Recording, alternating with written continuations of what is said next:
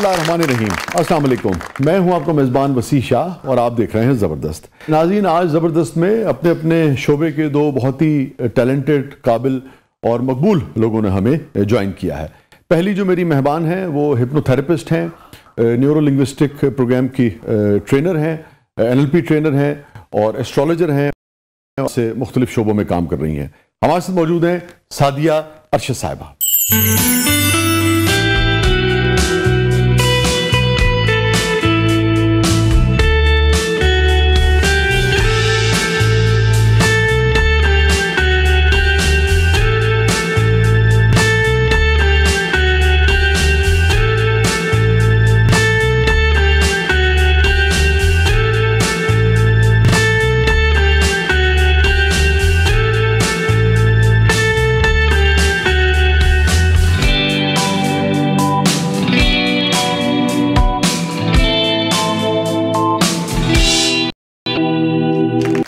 Welcome to the show Sadia साहब।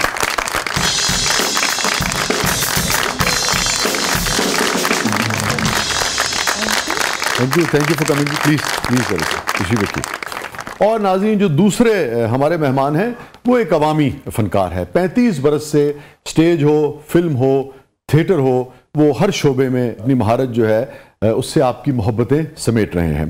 किसी तारुफ के मोहताज नहीं है। जिस महफिल में होते हैं उस महफिल में मुस्कुराहट होती है, जिस प्रोग्राम में होते हैं उस प्रोग्राम में कह कहे होते हैं। हमारे साथ मौजूद हैं शाहिद खान साहब।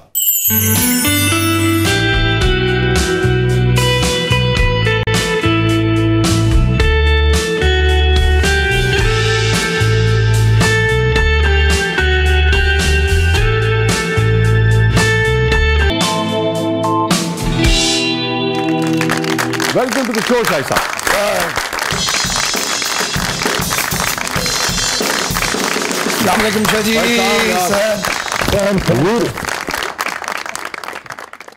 बहुत बहुत शुक्रिया शाहिद, आपकी तशरीफ आवरी का बहुत बहुत शुक्रिया। सादिया, आप तशरीफ लाई। कितना अच्छा सूट पहना हुआ यार। यही कोट जो बकरा इधर अपने बकरे ते भी पाया होंदा ना। अपने मां ना दसो केड़ा बकरा जो पेंट कोट पांदा, तुहाडी मत बज गई। इन्होंने मैडम पता मेरे कोट तो क्यों इरिटेशन हो रही है? मैं भी सोच रही कि मैं साडी बरादरी चो एडा अच्छा पेंट कोट पा के क्यों आ गया? ये सूट आपने बहुत अच्छा था। Thank you sir. अच्छा भाई, क्या ਤੁਹਾਨੂੰ ਪਤਾ ਘਰੋਂ ਨਿਕਲਣ ਗਿਆ ਇਹਨਾਂ ਨੇ ਕੀ ਕੀਤਾ ਜੀ? ਸੋਟੀ ਫੜ ਕੇ ਟਾਈ ਖਿੱਚ ਕੇ ਤੇ ਵਾਇਲਨ ਬਣਾ ਕੇ ਵਜਾਉਣ ਲੱਗ ਪਈ। ਤੁਸੀਂ ਯਕੀਨ ਕਰੋ ਸ਼ਾਹ ਜੀ, ਮੈਨੂੰ ਲੱਗਦਾ ਜਿਨ੍ਹਾਂ ਨਾਲ ਨੂੰ ਸੂਟ ਚੁੱਭ ਰਿਹਾ ਨਾ, ਐਂਡ ਤੇ ਮੈਂ ਤੁਹਾਡੀ ਅੱਖਾਂ ਸਾਹਮਣੇ ਪਾੜ ਕੇ ਜਾਵਾਂਗਾ। नहीं खान साहब, ऐसे कितनी कमेटियां पा के सूट लिया यार? IMF वाले को कर्जा लेके मैं ले वो तो इन्ना देंदे ही नहीं। तेरी बोले पाकिस्तानी किने किने ले आंदे ने तेनू नहीं पता।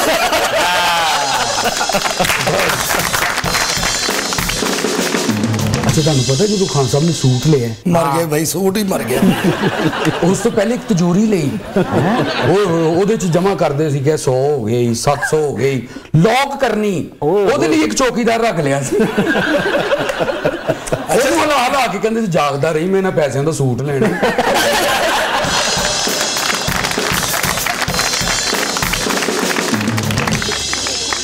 ये फरमाइए कि न्यूरो लिंग्विस्टिक प्रोग्राम ट्रेनर हैं आप, NLP ट्रेनर है ना, और हिप्नोथेरेपिस्ट भी आप हैं, और एस्ट्रोलॉजर के तौर पे तो दुनिया आपको जानती है। हम NLP से शुरू करते हैं कि ये क्या प्रोग्राम है, इसकी ट्रेनिंग क्या होती है, कहाँ से होती है और इसकी कितनी अफादियत है फी ज़माना आम आदमी की जिंदगी में। हम आम अपनी फहम जिंदगी में एक दूसरे को किस तरह से अंडरस्टैंड बेहतर अंदाज से कर सकते हैं, ताकि जो हम गलत फहमियों का शिकार होते हैं रिश्तों को समझने में, अपनी आम जिंदगी में, या जब हम अपने वर्क स्पेस पे जाते हैं, काम करते हैं, वहां पे जो हम एक टेंशन और जो घर की टेंशन को काम पे और काम की टेंशन को लेकर घर में जाते हैं, उसको किस तरह हमने बाउंड्रीज सेट करनी होती हैं।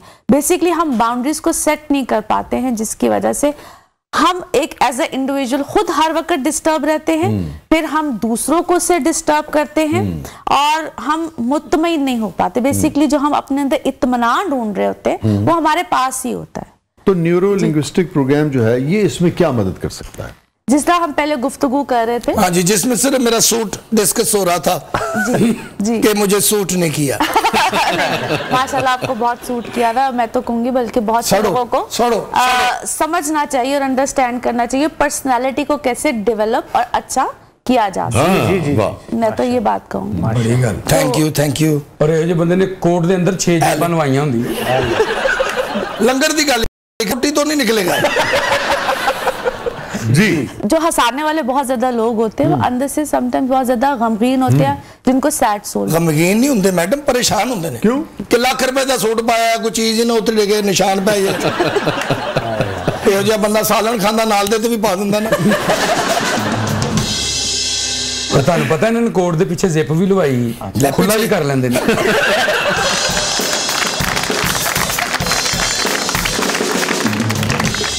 हम लोग जिस वक्त इसके माजी में क्या है, वो क्यों इस सिचुएशन में आया, या वो क्यों इस सिचुएशन में इस तरह के रवैये को उसने अपनाया। हर बंदे का हर सिचुएशन में एक बैकग्राउंड होता है, जिस बैकग्राउंड को हम बातचीत के साथ उस सिचुएशन में लेकर जाते हैं। वो ट्रॉमा में है, वो किस सिचुएशन में है, उस सिचुएशन से उसको हम डिफरेंट एक स्विच होती है, एक सिचुएशन, या उसमें हम कहते हैं कि हम बात करके उसको उस ट्रॉमा से, उस कैफियत से निकाल।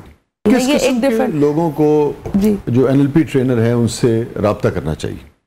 देखिए, जिस भी आप ट्रॉमा है, कोई प्रॉब्लम है जिससे आप अपनी जिंदगी में खुद ब खुद घुल रहे हैं, या आपको समझ नहीं आ रही है, या आप किसी ऐसे फेज में जा चुके हैं, rather than to take a medicine, आप समझते हैं कि मुझे फॉरेन मेडिसिन में या किसी साइकियाट्रिस्ट के पास जाना चाहिए, उससे पहले आपको अपनी सिचुएशन को या अपने आप को समझने के लिए तो पहले साइकोलॉजिस्ट के पास जाए। साइकियाट्रिस्ट तो ठीक है, एक अलग मामला जी, वो तो एक डिफरेंट। साइकोलॉजिस्ट के पास जाए या पहले NLP ट्रेनर के पास जाना चाहिए। और अगर मैं फर्स्ट कीजिए कोई भी NLP ट्रेनर, मैं आपको उस हिसाब थोड़ा सा बताती हूँ। इट इज वेरी अनफॉर्चुनेट, हमारे यहाँ फिजिकल हेल्थ को बहुत ज्यादा तवज्जो दी जाती है, वहाँ बीमार कहाँ हो दी गए, जाती है? हम हमारे पाकिस्तान या एशियन साइड पे बहुत ज्यादा कंपैरेटिवली दी जाती है। हाँ जी, कंपैरेटिवली हमारे यहाँ जो आपकी मेंटल हेल्थ है ना, उसको बिल्कुल इजीली आ जाए। ओ ऐसे शदाई हो गया है, ओ ऐसे जिन आ गया है, ओ यानी कि हमारे यहाँ ना जिन बाबे को बहुत अहमियत दी जाती है।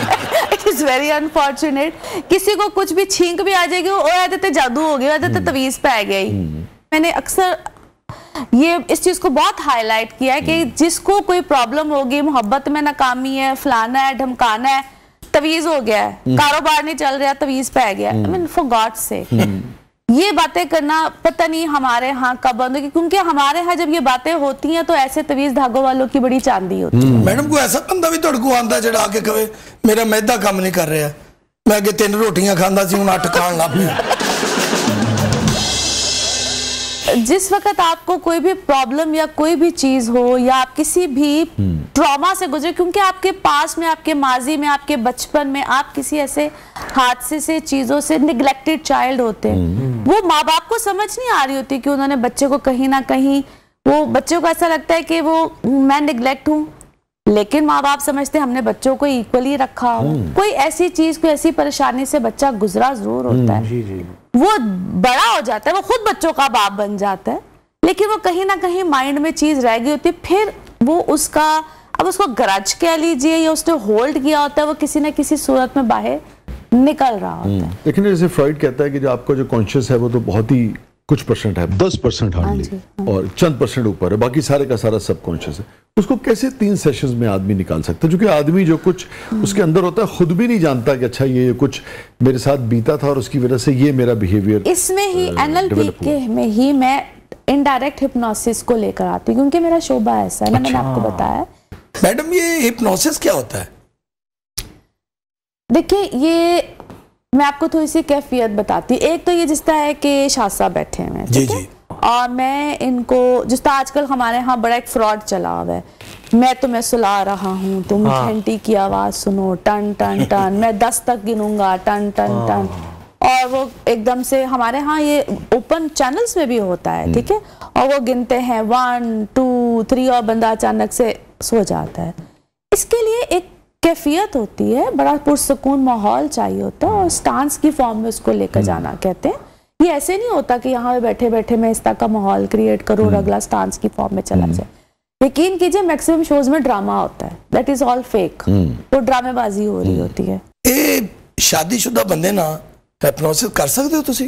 जी जी बिल्कुल, हर एज में, मैरिड हो अनमैरिड हो और कोई भी हो उसके साथ हिप्नोसिस हो सकता है। कुछ लम्हे सुकून के मिल सकते हैं शादीशुदा मर्द को? ऐसा हुआ कि हिप्नोसिस के अमल के दौरान शौहर ने सब कुछ उगल दिया हो और बेगम भी कहीं मौजूद सुन रही हो? नहीं, हिप्नोसिस का सेशन बिल्कुल 1-on-1 होता है, उसमें किसी पर्दे वर्दे के पीछे खड़ी हो।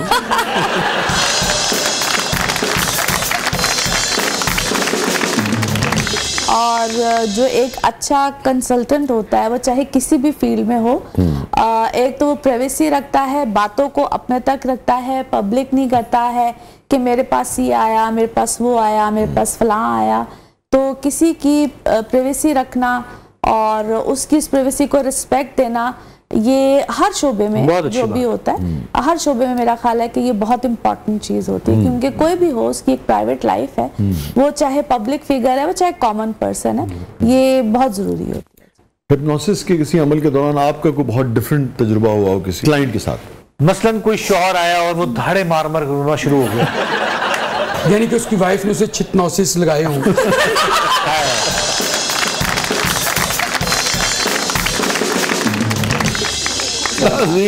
Stay with us. थोड़े वक्त के बाद वापस आते हैं। जब वापस आते हैं तो हिप्नोथेरेपी के बारे में मजीद जानने की कोशिश करेंगे और जो सादिया साहबा का तजुर्बा है इस अमल के दौरान किसी ऐसे क्लाइंट का जो बहुत ही मुख्तलिफ रहा हो, वो भी इनसे जानने की कोशिश करेंगे। हमारे साथ मौजूद है शाहिद खान साहब, हमारे साथ मौजूद है सादिया अरशद साहबा। कहीं नहीं जाइएगा, छोटे से वक्फे के बाद वापस आते हैं। प्रोग्राम के बदले में आपके लिए बहुत कुछ है, आप देख रहे हैं जबरदस्त। वेलकम बैक नाज़रीन। ज़बरदस्त में एक बार फिर खुशामदीद। हमारे से मौजूद है मारूफ कॉमेडियन मोहतरम शाहिद खान साहब और हिप्नोथेरेपिस्ट और NLP ट्रेनर और एस्ट्रोलॉजर मोहतरमा सादिया अरशद साहिबा। आबिद खान साहब आपके बड़े भाई थे ना? जी, बड़े सके बड़े। कोई उनकी कोई खूबसूरत बात, कोई याद हमसे शेयर करें। बहुत सही। आबिद खान साहब मोहब्बत करने वाले बहुत थे और ये था कि वो अपने आर्टिस्टों का बड़ा ख्याल करते थे। मैंने उन्हें उनसे ना एक चीज बड़ी सीखी थी, उनसे अमानुल्लाह साहब से। अमान साहब के लिए भी था तो वो जब थिएटर से जाते थे ना तो वो जितने भी स्ट्रगलर होते थे ना उनको गाड़ी में बैठाते थे। आबिद साहब जी, अमान साहब भी और आबिद साहब भी। और वो चाहे डिफरेंट साइड पे रहते हो, वो उनको वहां पे छोड़ के आते थे ताकि उनका किराया बच जाए। वापसी पे वो ये जरूर करते थे, तो मैंने ये चीज उनसे अडॉप्ट की है। अच्छा शायद ये बताएं कि आप की क्या उम्र थी जब आबिद खान साहब स्टेज पे काम कर रहे थे, अमानुल्लाह साहब वगैरह ये सब लोग? मैंने मैट्रिक ही किया था। अच्छा, तो आप जाते होंगे यकीन उनके साथ? जी, मैं शुरू में जाता था। बहुत दिलचस्प वाकया इन सारे लेजेंड्स में से किसी का आपस में इनका कोई वाकया कोई बात? शर्तिया मिठे का दौड़ था। हाँ। और ये भी बात मैं डिस्क्लोज, अशरफ राय साहब अल्लाह जनतों में घर करे और आबिद खान साहब ये बैठ के टिकटें ब्लैक करते थे। अच्छा। वहां पे शर्तिया मिठे पे ना, तो वहां पे एक बंदा आया तो वो कहता जी मैंने सगीर पराचा को मिलना है। उस वक्त ये होता था कि हर जूनियर के नाम का पता होता था। तो आबिद खान साहब ने अशरफ भाई ने पूछा यार सगीर पराचा साढ़े से कौन है? ना कोई जूनियर चे ना कोई सीनियर चे। लब रहे ने सगीर पराचा। वो कह रहे हैं जी मैं मिलना है, बड़ा एमरजेंसी मैनू काम है। थोड़ी देर बाद ना साढ़ा को भी फनकार फौत हो गया, बिरजू का नाम है। तो सारे तो बिरजू के नाम तो वाकफ से। वो आया तो आबिद खान साहब ने उन्होंने पूछा कि यार सगीर पराचा साहब इतने केड़े ने? तो कहना खान साहब मेरा ही नाम सगीर पराचा। तुम यकीन करना कि खान साहब ने उन्होंने एक अदासी चिक्सी ने इन्ना को उन्होंने मारिया, कहते तेरे मुंह ते लगता कि तेरा नाम सगीर पराचा।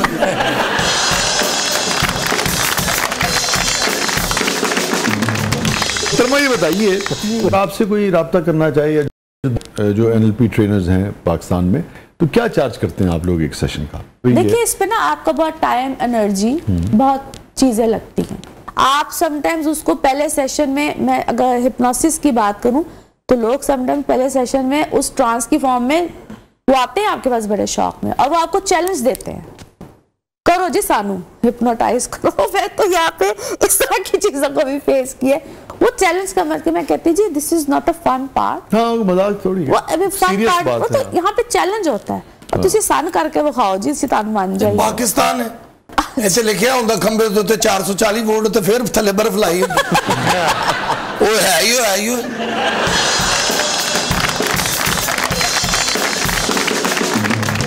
जी, आपने बड़ी प्यारी बात कही। तो इसलिए कभी कभी आप बहुत सी चीज़ों को जब आप खामखा चैलेंज कर रहे होते हो तो मेरी उनसे बड़ी दरख्वास्त होती है, मैं कहती हूँ कि जी आप ये पकड़ें पैसे और आप चले जाएं। देखिए वो पैसे कितने होते हैं ये पूछना चाह रहे हैं हम। जो NLP का सेशन होता है, 1 सेशन जो मैं चार्ज करती हूँ 20,000 20,000 पर सेशन जी, पर सेशन। मैं क्या मैडम ते बेहोश करके बंदे को सारियां गल्लां कढा लेंदे हो? नहीं, तेरे घर का खर्चा किन्ना है, बिल किन्ना होंदा है, बीवी जुल्म किन्ना कर दी है।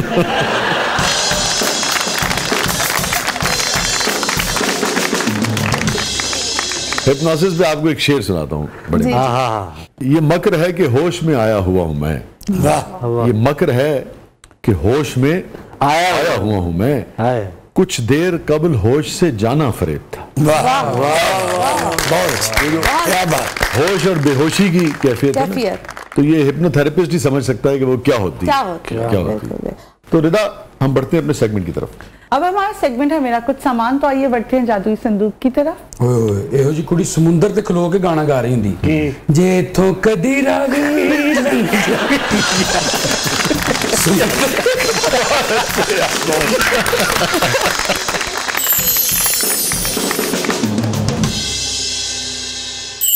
जी रिदा, सादिया साहिबा, 3 ਲੱਖ ਦਾ ਸੰਦੂਕ ਤੇ 230 ਰੁਪਏ ਵਾਲਾ ਤਾਲਾ ਲਾਇਆ।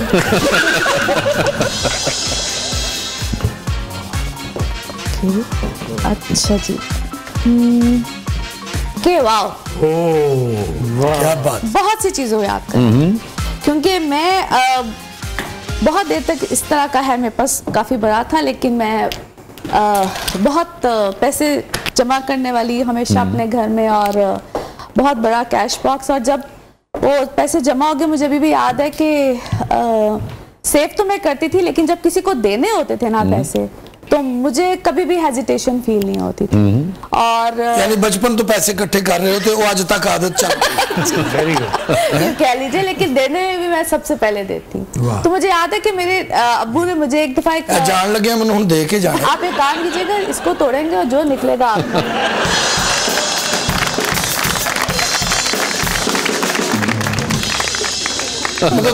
मैं ना ही समझा। कहते नहीं, मेरे हाथ में आ गया, अब ये तोड़ेंगे जो निकलेगा। कहते हैं हलवाई की दुकान और फातिहा। हम लोग कहीं पे गए और मेरे अब फादर मुझे कहते कि मजाक में ना कि यार मेरे पास पैसे नहीं है और ये वो, तो सबसे पहले हम तीनों बहन भाइयों में से लाके मैंने अपना कैश बॉक्स उनके सामने रख दिया। आपको पता है मुझे अपने फादर के साथ बेतहा मोहब्बत है, लाइक मैं वो जो भी कहें तो मैं सबसे पहले करने के लिए तैयार होती हूँ।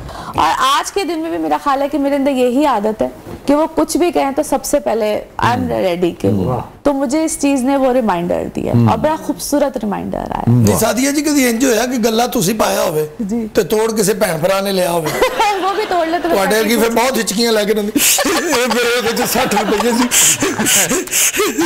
और ये होता है हिप्नोसिस के दौरान।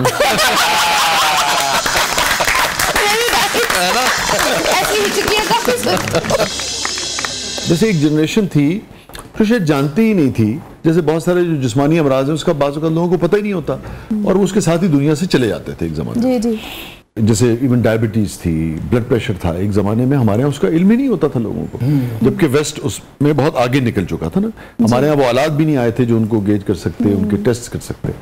तो इसी तरह से 60s, 70s, 80s, 90s की नस्ल जो थी वो नफ्सियाती तौर पे भी बहुत सारे मामलात उनके भी रहते होंगे, होते हैं और वो जानते ही नहीं होंगे।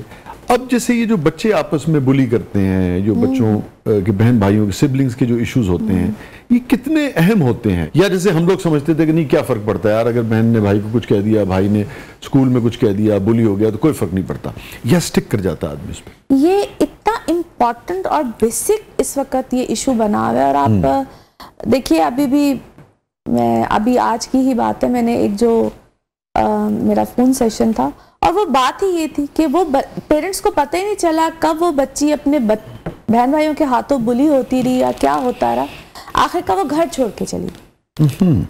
और ये ये वाकयात है, ये इस तरह की चीजें, क्योंकि पेरेंट्स बताते नहीं है, या वो जाहिर अपने बहन भाइयों को तो नहीं बताएंगे, वो फिर उस बच्ची जो घर छोड़ के चलेगी उसकी रीजंस या उस बच्चे को मजीद बुरा बनाया गया। होता वो यही रहा है आजकल।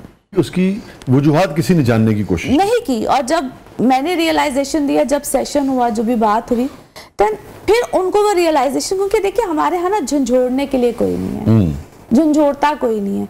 और अपनों से हम ये बात शेयर इसलिए नहीं करते कि अपने इस चीज को जब सुनते हैं, मैं यही तो बात करती हूँ, जब मैंने फर्स्ट टाइम इस चीज के ऊपर बात की थी तो मैंने कहा था कि प्लीज अगर आप अपनों से शेयर नहीं करना चाहते तो मत कीजिए, क्योंकि वो पहले मीठे होके सुन तो लेते हैं, फिर किसी एक ऐसे वक्त पे आपको कहते हैं ओ तेरे नाल है होई सी ना मेरे बाजी मेना, मेरा बढ़ा देंगे, टोंट कर देने। तो बेहतर है कि आप किसी प्रोफेशनल के पास चले जाए, ना तो उसके आपके साथ इमोशंस अटैच होते हैं, ना वो आपको ताने देता है, ना वो आपको कहते हैं कि भाई फलां वक्त तू क्यों कीता सी। देयर इज नो पॉइंट कि आप किसी अपने के पास जाके बात भी करें, और अपनी बातों को बराए मेहरबानी अपने अपने अंदर रखें। आप मत करें दूसरों से, बच्चों कहते हैं आप सेट योर बाउंड्रीज।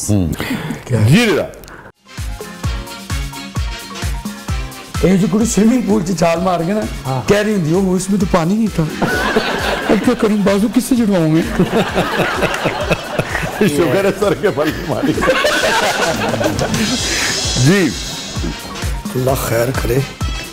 अरे वाह क्या कहने दिल से कह रहे होंगे जो भी पेंट कोट निकला है।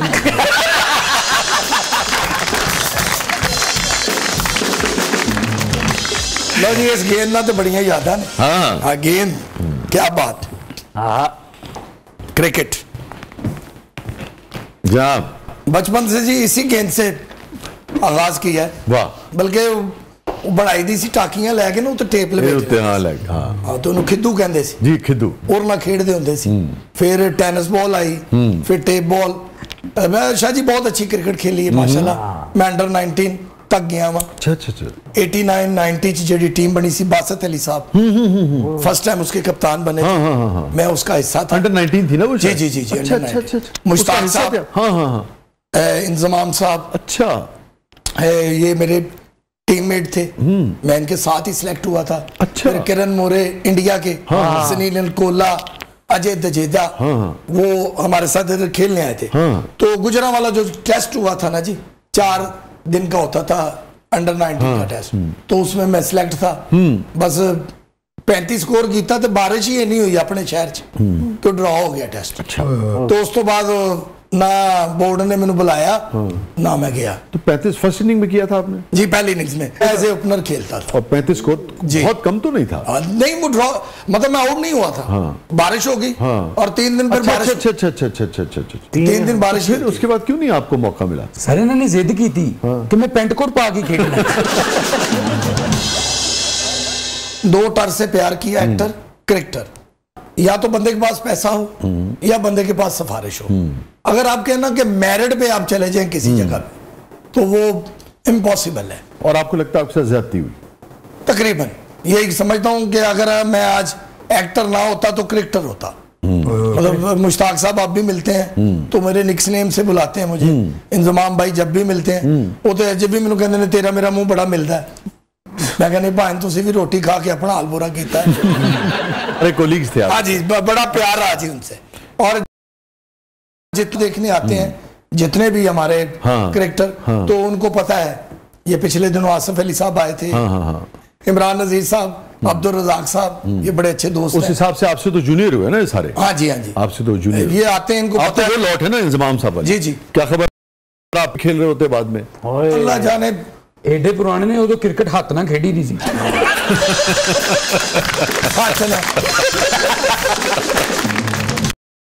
कहीं नहीं जाइएगा, छोटे से वक्फे के बाद वापस आते हैं। हमारे साथ मौजूद हैं मारूफ आर्टिस्ट, मारूफ कमेडियन और क्रिकेटर मोहतरम शाहिद खान साहब। हमारे साथ मौजूद हैं सादिया अरशद साहिबा। कहीं नहीं जाइएगा, प्रोग्राम के अगले मरले में आपके लिए बहुत कुछ है, आप देख रहे हैं जबरदस्त।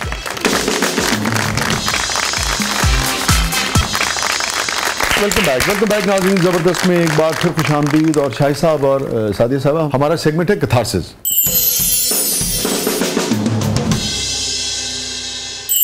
Any regret in life? Regret, I think बहुत से लोगों को पहचानने में बहुत शुरू में गलती की, लेकिन I think I am fine now अल्हम्दुलिल्लाह। तो अब समझती हूँ कि ठीक है, ऑल इज वेल, अल्हम्दुलिल्लाह। कितनी तोड़ फोड़, कितना जज्बाती नुकसान होता है इंसान का जब आप लोगों को किसी भी रिश्ते में देर से पहचाने? बहुत नुकसान हो जाते इमोशनली बेसिकली। तो उसको क्योंकि मैं समझती हूँ, मैं मैनिफेस्ट करती हूँ बहुत ज़्यादा और बहुत शुरू में करना शुरू कर दिया, तो मेरा ख्याल है उसका मुझे बहुत अच्छा फ़ायदा मिला। तो मेरी अपनी इमोशनल लाइफ में शुरू में मुझसे पहचान किया शायद शुरू में ना बच्चियाँ ख़ास तौर पे डिपेंडेंट होती हैं, पेरेंट्स पे होती है, उनके फैसलों पे होती हैं। तो मेरा ख्याल है कि वहाँ पे आपको अपना पॉइंट ऑफ व्यू जहाँ पे आपको समझ आए कि देना चाहिए, आपको दे देना चाहिए। रिस्पेक्ट अपनी जगह पे होती है और पेरेंट्स को भी समझना चाहिए कि रिस्पेक्ट करता हुआ बच्चा या बच्ची अगर वो आपको कोई बात कह रहा है तो you should listen to them. And I am so thankful to my parents कि वो सुनते थे और मेरा ख्याल है कि ये सिलसिले को मैंने रखा है अपने बच्चों के साथ। ठीक है, कोई ऐसी चीज़ जिसपे आपको अफसोस रहता हो, महरूमी का एहसास रहता हो, यार शायद ये इस बात का मुझे अफसोस है? मुझे एक बात का सिर्फ अफसोस रहता है कि मैंने जितना लोगों से प्यार किया ना, रिटर्न मुझे उतना प्यार नहीं मिला। लोगों ने मुझे मतलब, या उन्होंने ये समझा कि इसका इज्जत करना बनता है, हमारा इसकी इज्जत करना नहीं बनता। ऐसा तो नहीं है कि आप एक्सपेक्ट ज्यादा करते हो? शायद हो सकता है, इस वजह से बातों का सेंसिटिव होता है ना फनकार, वो ये भी हो सकता है, तकलीफ ज्यादा होती है। फील कर जाता हूँ मैं, फील कर यार मैं तो इसके साथ इतना अच्छा हूँ, मैंने कभी इसकी बैक बाइटिंग नहीं की, कभी इसे टोंट नहीं किया काम के वाले में या फैमिली के वाले से, तो ये बंदा इस तरह क्यों मेरे साथ कर रहा है? कोई ऐसी बात जिसपे ज़मीर आपको मलामत करता हो कि यार शाहिद खान मैं जिंदगी च गलती की थी, ये नहीं करनी चाहिए थी? हाँ, आज सूट नहीं सिपाना चाहिए था मैंने। ये वाकई गलती नहीं ज़मीर, आप बहुत अच्छे लगे, बहुत अच्छे लगे। Thank you sir. अच्छा लगा। क्या ये गलती बहुत बड़ी है मुझ में। मैं जो कमाता हूँ, जो भी पैसे लेके जाता हूँ, वो मेरी बीवी को पता होता है किसके पास और मैं खुद ही बता देता हूँ कि यार बहुत अच्छे। और बाद में वो ऐसे निकालती है जैसे उसका। शायद ये तो हम दोनों ये गलती करते हैं।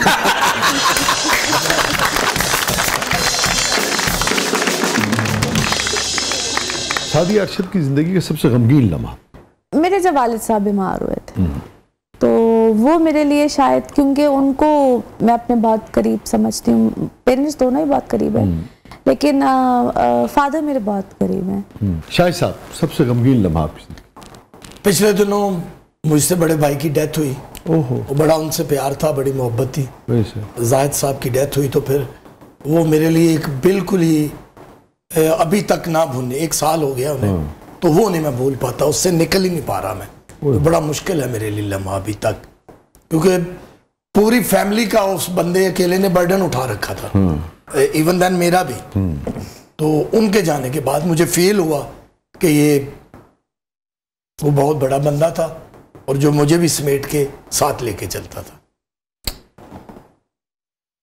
क्या आपकी उनसे आखिरी बात हुई थी? आखिरी मुकालमा क्या हुआ आपका अपने भाई से? आखिरी मुकालमा वो बेसिकली ना फकीर सिफ्त आदमी था। हर वक्त उनको ना जिक्र की फिक्र होती थी। तो लास्ट टाइम भी वो मुझसे यही कह रहे थे कि तो यार किस किस जाकिर को, किस सलमा को पढ़ाना है। तो वो मेरा इस तरफ तवज्जो ना हर वक्त दिलाते रहते थे। तो बस आखिरी यही बात आपकी? हाँ, ये हुई बात उनसे। Very sad.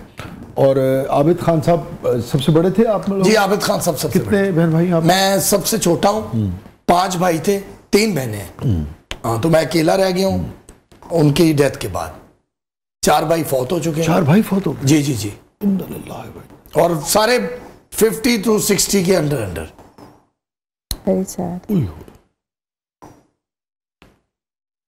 खान साहब भी जब फौत हुए ना, तो क्योंकि मेरा अटैचमेंट आबिद खान साहब के साथ बहुत ज्यादा थी, तो वो जब, क्योंकि हमने गुजरांवाला उन्होंने तदफीन किया, तो जब मैं लाहौर आया ना वापस चेलम के बाद, तो मुझे ऐसा फील हो रहा था कि लाहौर की छत नहीं है, आसमान नहीं है, कुछ भी नहीं है।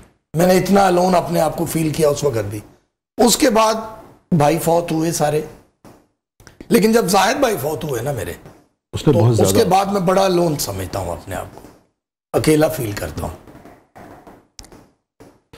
और आबिद साहब जो थे, उनसे क्या आपकी उस वक्त आखिरी बात हुई जब आबिद साहब का इंतकाल हुआ? आबिद खान साहब का वाकया बहुत अच्छा था।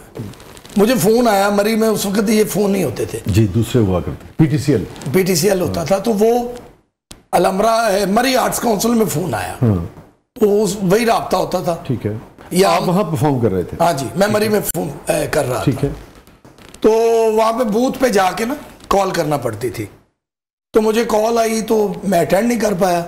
मैं GPO गया, वहाँ पे GPO से कॉल होती थी पैसे दे के। मैंने कॉल की तो आबिद भाई ने उठाया, तो मुझे कहते यार मैं मरी आ रहा ते मैं सोचा तेरे को रवांगा, मैं क्या आ जाओ भाई, मोस्ट वेलकम।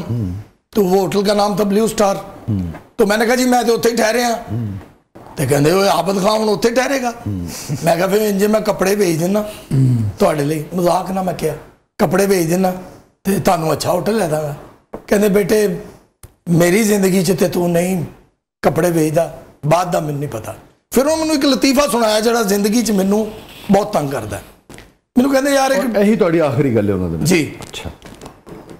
ਮੈਨੂੰ ਕਹਿੰਦੇ ਇੱਕ ਨਾ ਡਾਕਟਰ ਕੋਲ ਇੱਕ ਪੇਸ਼ੈਂਟ ਗਿਆ, ਉਹਨੇ ਕਿਹਾ ਜੀ ਮੈਂ ਬਲੱਡ ਪ੍ਰੈਸ਼ਰ ਦਾ ਮਰੀਜ਼ ਹਾਂ, ਸ਼ੂਗਰ ਦਾ ਮਰੀਜ਼ ਹਾਂ, ਤੇ ਮੈਂ ਕੀ ਕਰਾਂ? तो डॉक्टर ने उन्होंने कहा यार तू ना थिएटर देखा कर, कॉमेडी ड्रामे देखा कर, तू कॉमेडी ड्रामे देखेगा ना तो तेरी तबीयत ठीक हो जाएगी। उत्थे अमानुल्लाह है, सुहेल अहमद है, आबद खान के ड्रामे देखा, डिप्रेशन परेशानी दूर होएगी। हाँ, तेरी डिप्रेशन दूर हो जाएगी। तो कहते वो मरीज उठ के कहता जी मैं ही आबद खान हाँ, मैं हुण किहदे ड्रामे वेखा। मैं क्या ये की लतीफा है? कहते तेनों इसकी बाद चो समझ आएगी। और उसके 3 दिन बाद उनकी डेथ का मैसेज मुझे उधर आया, उधर ही ड्रामा मैं कर रहा था। अल्लाह अकबर। अल्लाह ताला आपको सब्र जमील अता फरमाए, आपकी सारी फैमिली को, आमीन आमीन। जो भाइयों के जितने लवाहिकीन हैं उनको सब्र जमील अता फरमाए, सारे भाइयों को आपके उनके दर्जात बुलंद करे। बहुत ही मोहतरमा, जिंदगी का सबसे तल्ख लम्हा? तल्ख लम्हा मेरा ख्याल है कि मेरी अपनी पर्सनल इमोशनल लाइफ में ही आया था। और वही बात है कि कुछ लम्हे ऐसे होते हैं जो कि आपको मजबूत कर जाते हैं। मेरे अपने हिसाब से मैं स्ट्रांग हो गई थी और अचानक से हो गई थी, जबकि मैं अपनी फैमिली में ओवर सेंसिटिव कहलाई जाती थी, बहुत ओवर सेंसिटिव। तो उस चीज़ ने मुझे स्ट्रांग कर दिया था, अपने बच्चों के लिए कर दिया था। मेरा ख्याल है तल्ख तरीन लम्हा शाहिद आपकी जिंदगी का? तल्ख तरीन लम्हा वही है जब मैंने गुस्से में आके अपने किट बैग को आग लगाई थी। अच्छा, गुस्से में आके वो आग लगा दी थी? हाँ जी। वो ये हुआ ना, ट्रायल देने में गया UBL के, तो वकार यूनुस साहब का उस वक्त गेंद पड़ता हुआ नजर आता था। ठीक है। तो गुजरांवाला स्टेडियम, जनाब स्टेडियम में ट्रायल थे, तो वकार यूनुस साहब ने ना पिच किया मुझे, तो वो पड़ा और ये लगा मेरे आगे, बॉल लगा ना, तो मैं जब्त कर गया। तो मुझे पता था कि ये जितना बड़ा बॉलर है ये मुझे पिच करेगा दोबारा। मैं अंडर को क्रिकेट खेलता था, अंडरस्टैंड मैं कर गया था। वही बात हुई कि उन्होंने पिच किया और मैंने ना, वो कहते ना अखा घुमा के वो पिच किया, मैंने किया, मिडल हुआ, छक्का हो गया। वो ट्रायल उस वक्त ये था कि स्टेडियम पूरा भरा हुआ था, गुजरांवाला क्रिकेट लवर था, तो वो स्टेडियम की बहुत बड़ी क्लैप आ गई। फिर अगली गेंद पे चौका भी मैंने मार दिया। सुबह जब वो लिस्ट लगती थी गेट पे, तो आपका ख्याल था कि आपने वकार यूनुस को छक्का मारा है, चौका मारा है, तो आपका तो नाम होना चाहिए। वो जब सुबह लिस्ट लगी तो जो हमारे जूनियर्स थे उनके नाम थे, मेरा नाम नहीं था। वो फिर मैं थोड़ा हाइपर हो गया, बल्कि काफी हाइपर हो गया। तो वो तल्ख लम्हा था मेरे लिए। वेरी सैड यार, वेरी सैड। अगर मेरा पैशन था शाह जी, मेरा पैशन था कि मैं क्रिकेट खेलूं। हाँ, thank you so much Shahid साहब, आप तशरीफ लाए। जी आपका शुक्रिया, आपने बुला के इतनी इज्जत दी, और आपके चैनल न्यू का शुक्रिया, क्योंकि इससे अच्छी यादें व्यवस्था है। 3.5 साल मैंने इस चैनल पे काम किया। सवातीन करते थे? सवातीन। और चौधरी साहब हमेशा मुझसे प्यार और लव करते हैं, उनका भी शुक्रिया। बहुत शुक्रिया, आप आए, आपके आने से शो सज गया हमारा। Sir thank you so much Shahid, बहुत बहुत शुक्रिया, और अल्लाह ताला आपके लिए आसानियां पैदा करे। Thank you so much Sadia, आप तशरीफ लाई। आपके बुलाने का बहुत शुक्रिया, और नो डाउट मेरी खुद न्यू के साथ बहुत बहुत यादें वाबस्ता है। मैं यहाँ पे मॉर्निंग शो बहुत अरसा करती थी, और आज बड़े अरसे के बाद जब यहाँ आना हुआ तो मुझे बहुत, वो कहते हैं ना, मेमोरीज दोबारा से वापस आएंगे। तो दोनों मेहमान आज एक तरह से अपने घर आए थे। पुराने घर। Thank you so much Shahid, बहुत बहुत शुक्रिया सादिया। थैंक यू जी। नाज़रीन, ये था आज का जबरदस्त। अपने फीडबैक से हमें आगाह कीजिएगा। अभी बात कर रही थी सादिया साहिबा, किसी भी किस्म का तजुर्बा होता है, खासतौर पे बुरा तजुर्बा अगर हो, शेर तो बुरे तजुर्बे के हवाले से नहीं, मगर तजुर्बात इंसान को बदल देते हैं। कभी हमारे अंदर से अच्छा इंसान बरामद करते हैं, कभी हमारे अंदर से बुरा इंसान जो है उसको हम फीड कर बैठते हैं, वो बरामद हो जाता है। इम्पॉर्टेंट बात यह है कि ज़िंदगी कुछ भी दे आपको, जितनी मर्जी तलखियाँ दे, जितने मर्जी बुरे तजुर्बात दे, अपने अंदर के अच्छे इंसान को हमेशा ज़िंदा रखने की कोशिश करनी चाहिए। इश्क में पहले जैसा थोड़ी रहता है, इश्क में पहले जैसा थोड़ी रहता है, जैसा हो कोई वैसा थोड़ी रहता है। इश्क में पहले जैसा थोड़ी रहता है, जैसा हो कोई वैसा थोड़ी रहता है। यार की बातें घंटों चलती रहती हैं, यार की बातें घंटों चलती रहती हैं, हिजर में कोई तन्हा थोड़ी रहता है। अपने फीडबैक से हमें आगाह कीजिएगा। इजाज़त दीजिए, अल्लाह हाफ़िज़।